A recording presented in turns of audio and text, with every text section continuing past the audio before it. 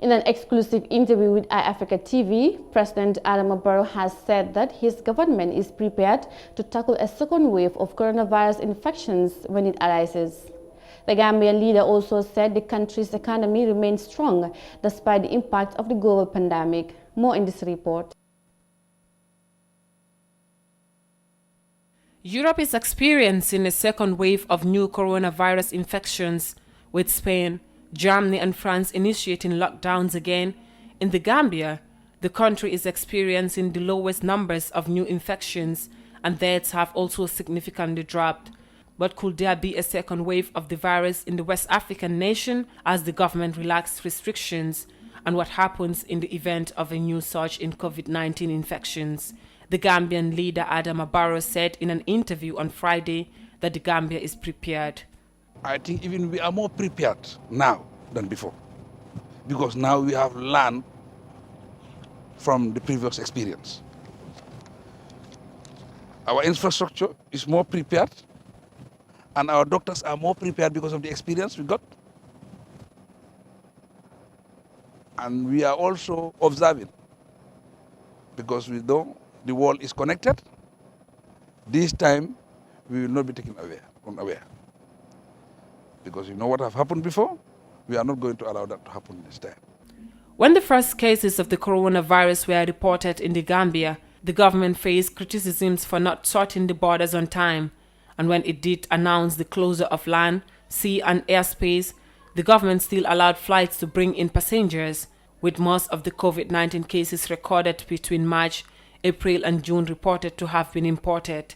Critics say the Barrow-led government was slow and negligent in its response, but the president said such criticism are politicized. I think that is not realistic.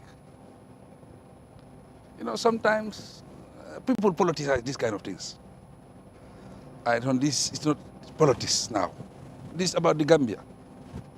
This is about life and death. We should be very, very realistic, and we should be fair also to the government. I think we declared a state of emergency even before having one case in the Gambia. I think that is a strong evidence. I think that is enough to say that this government, we were very serious about this pandemic. COVID-19 ravaged economies around the world and devastated the lives and livelihoods of families and individuals in almost every corner on earth.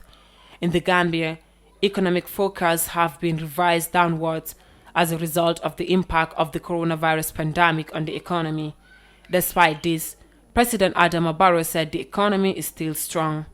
The economy to grow by 6.5%, but because of COVID, we are now growing at 1.5%. It's unfortunate that it happened that way.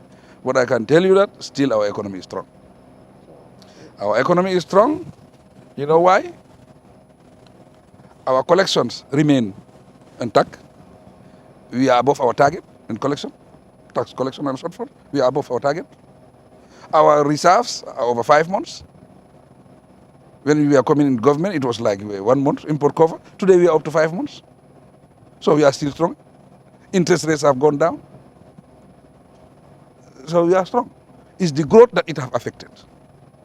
Since the Gambia recorded its first case of COVID in March, the country has received more than $90 million from development partners to help its fight against the pandemic. For iAfrica TV, Sohna Tungara.